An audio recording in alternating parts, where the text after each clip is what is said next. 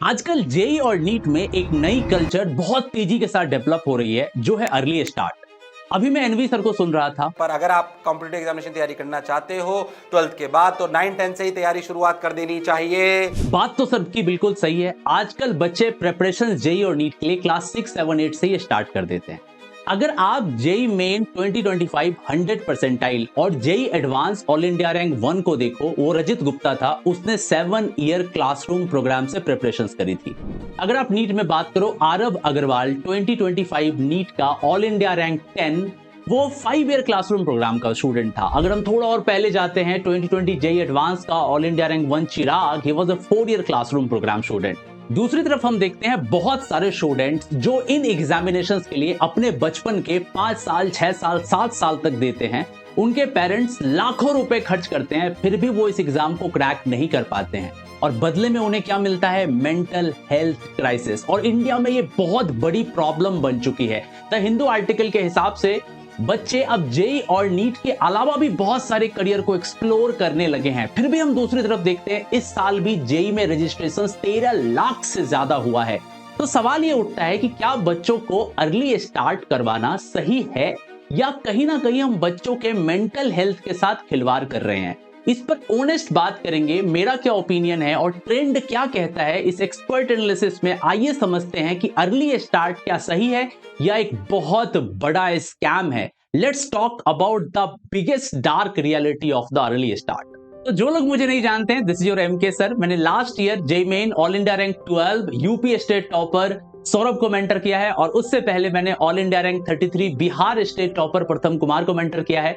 और पिछले 13 साल के अंदर शायद ही इंडिया की कोई ऐसी आईआईटीज होगी जहां मेरे स्टूडेंट कंप्यूटर साइंस इंजीनियरिंग लेके नहीं पढ़ रहे होंगे। सिर्फ आईआईटीज ही नहीं, एमआईटीज, स्टैनफोर्ड और पर्ड्यू यूनिवर्सिटीज में भी मेरे स्टूडेंट्स कमाल के ब्रांचेस के साथ पढ़ रहे हैं। आइए स्टार्ट करते हैं। देखो, आपको सबसे पहले ये समझना पड़ेगा कि कोई बच्चा अर्ली स्टार्ट करता ही क्यों है या पेरेंट किसी बच्चे को अर्ली स्टार्ट करवाता ही क्यों है। 11th और 12th 2 साल होते हैं। 2 साल पढ़ेगा, अच्छा रैंक ले आएगा, या ड्रॉप ईयर में जाएगा, 1 साल ड्रॉप ईयर में पढ़ के अच्छा रैंक ले आएगा। तो अर्ली स्टार्टर की जरूरत ही क्यों पड़ती है? देखो, मैं इस फील्ड का बंदा हूं, मैंने कई टॉप रैंकर्स को पढ़ाया है और कई सारे बड़े बड़े एजुकेटर के साथ काम भी करा है। तो मैं जानता हूं ये माइंडसेट और ये गेम कैसे खेला जाता है, फील्डिंग कैसे सेट करी जाती है जिससे कि एक टॉपर प्रोड्यूस होता है। देखो, कुछ मेन रीजंस होते हैं, कुछ साइड रीजंस होते हैं। मैं सिर्फ मेन रीजन पे बात करूंगा। सबसे पहला जो टॉप मोस्ट रीजन है वो कंपटीशन का डर। ज्यादातर बच्चे और पेरेंट को ना कंपटीशन का नेक्स्ट लेवल पे डर रहता है और जो होना लाजमी भी है। क्यों? आप ऐसे सोचो, जेई मेन 2025 में 100 परसेंटाइल लाने वाले बच्चे 24 थे। 24 बच्चे ऐसे थे जिसके परफेक्ट 100 परसेंटाइल आए थे। नीट 2024 की बात करते हैं, नीट यूजी में इनिशियली जो रिजल्ट डिक्लेयर हुआ था, 67 स्टूडेंट्स ऐसे थे जो AIR 1 थे। बाद में बहुत सारी चीजों की वजह से, बहुत सारे कोर्ट एंड बड़े सारे लंबे लड़ाई के बाद ये 17 स्टूडेंट्स बचे जिनके AIR 1 थे। इससे तुमको पता चलता है कि किस लेवल का कंपटीशन इंडिया के अंदर है।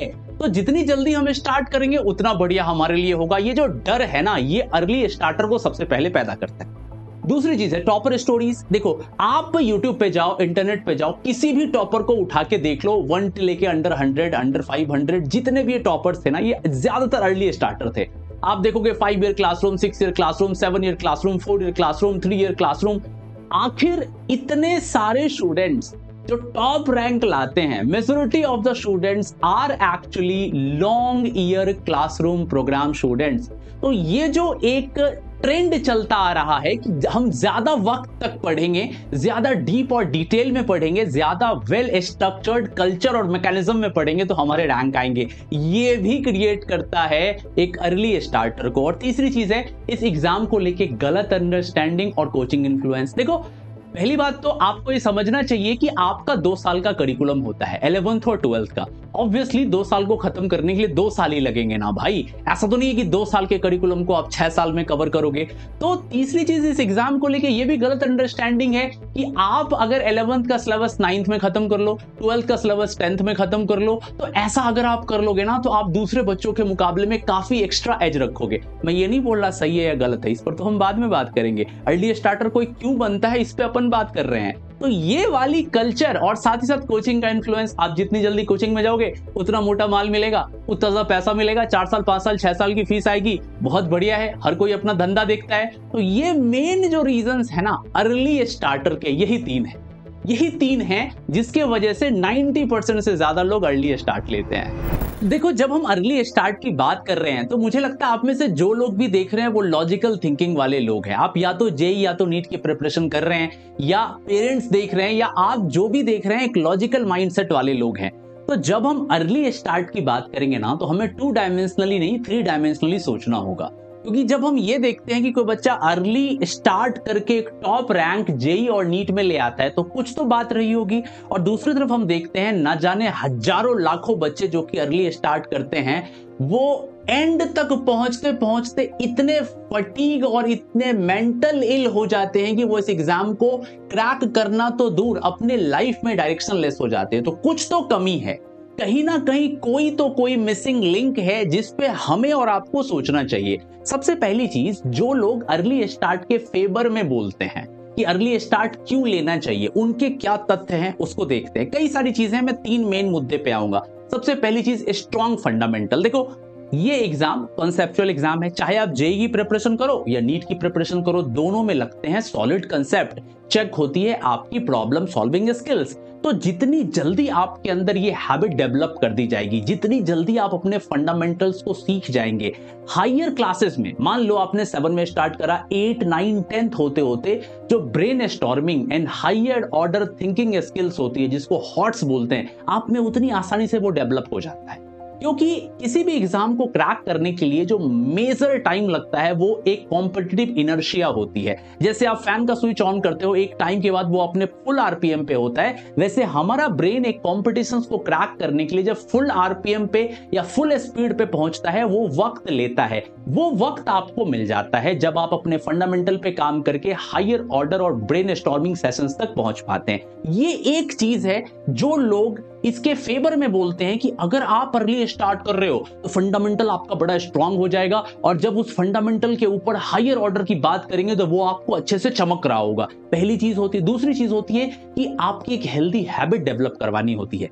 देखो, ये एक ऐसा एग्जाम है जिसमें 12 लाख 13 लाख 20 लाख बच्चे तक एग्जाम देते हैं। अब इस एग्जामिनेशंस में हैबिट डेवलप करना बहुत जरूरी है कि मैं एवरीडे 12 आवर्स 14 आवर्स 16 आवर्स तक मैं पढ़ सकता हूं, और ये हैबिट रातों रात डेवलप नहीं होती। कई बच्चों में ये हैबिट डेवलप करने में सालों लग जाते हैं, 2 साल 3 साल 4 साल लग जाते हैं, पर एक बार जब ये हैबिट डेवलप हो जाती है ना तो आप पढ़ाई को एंजॉय करने लगते हो, और यही वो मोमेंट होता है जब आपके अंदर एक रैंकर पैदा होना स्टार्ट होता है।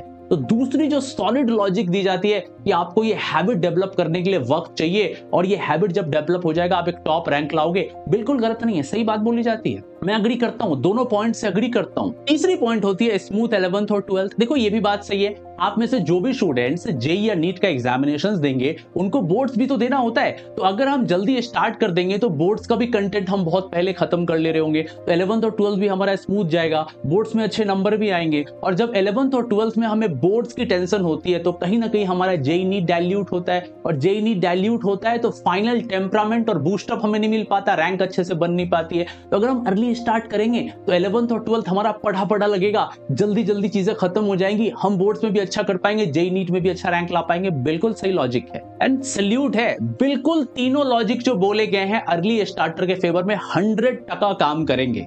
लेकिन सवाल ये होता है, ये तो समुद्र मंथन है, अमृत निकला है तो विष भी तो निकलेगा। तो आखिर अर्ली स्टार्टर क्या छीन लेती है आपसे? सबसे पहली चीज, fatigue and burnout.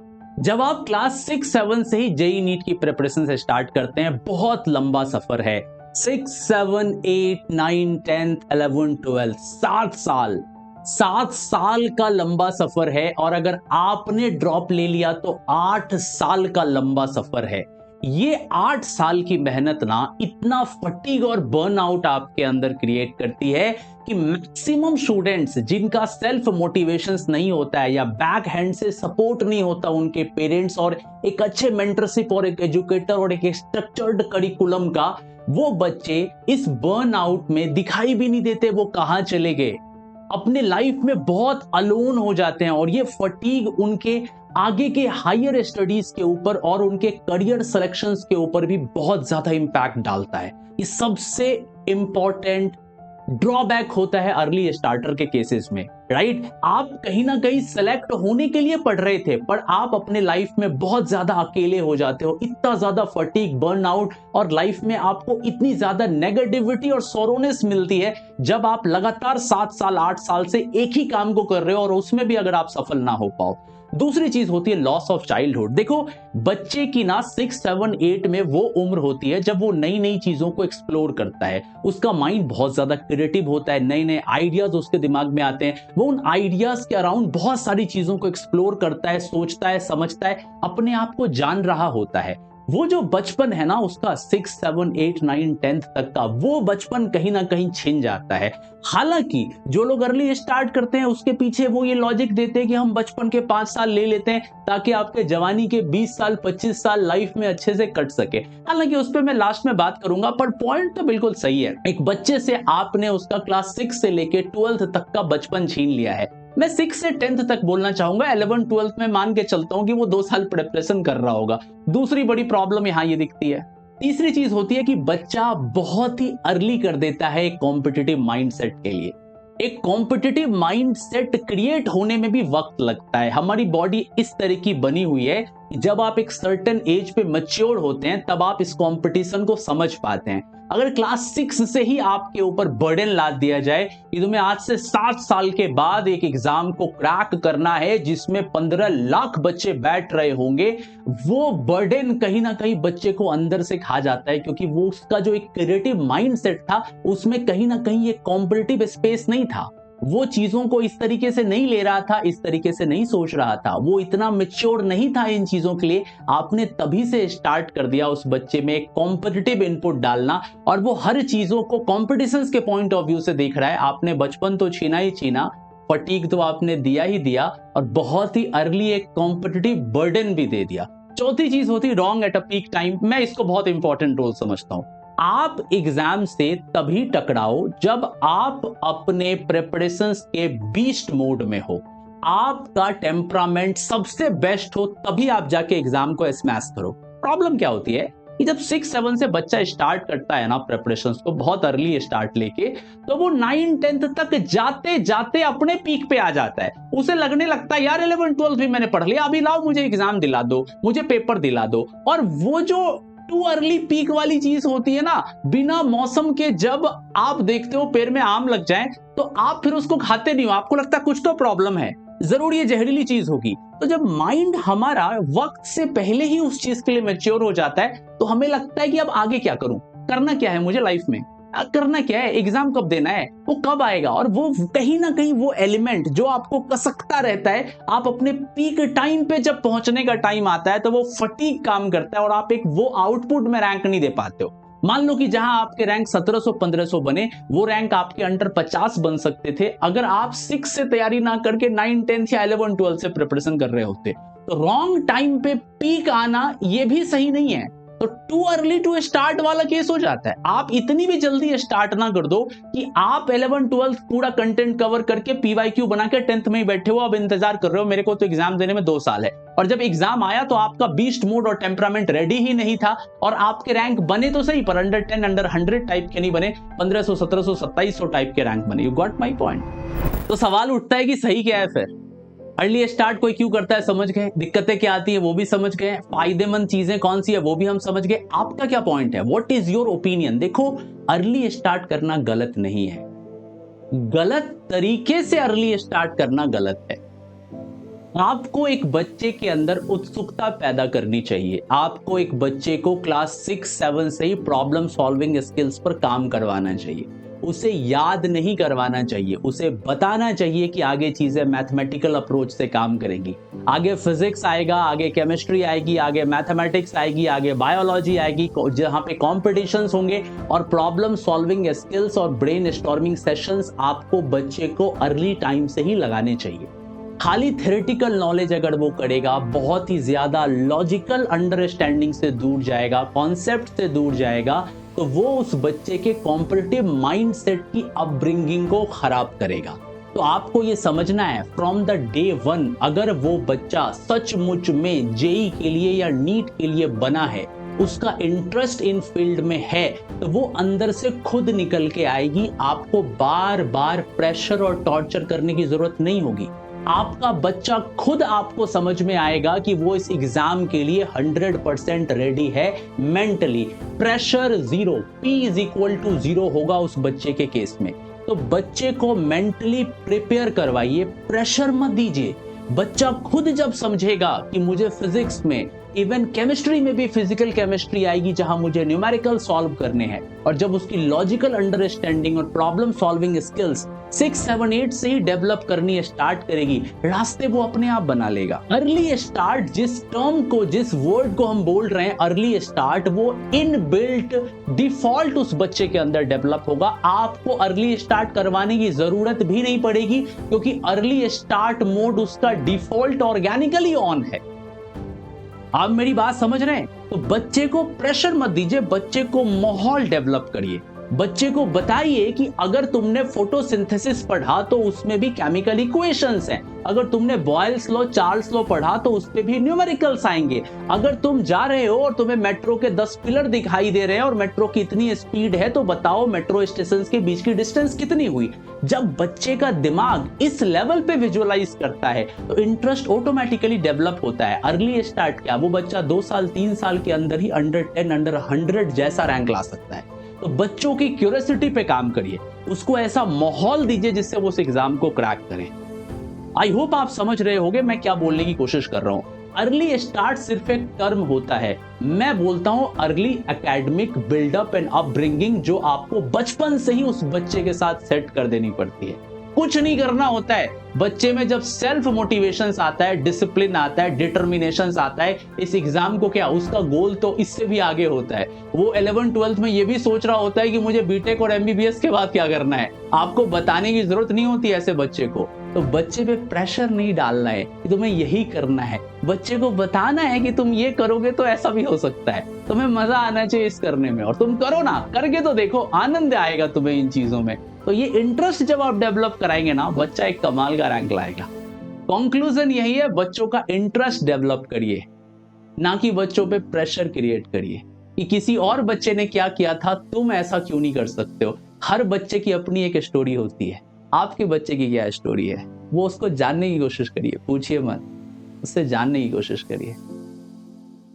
Love you all, जल्दी मिलते हैं।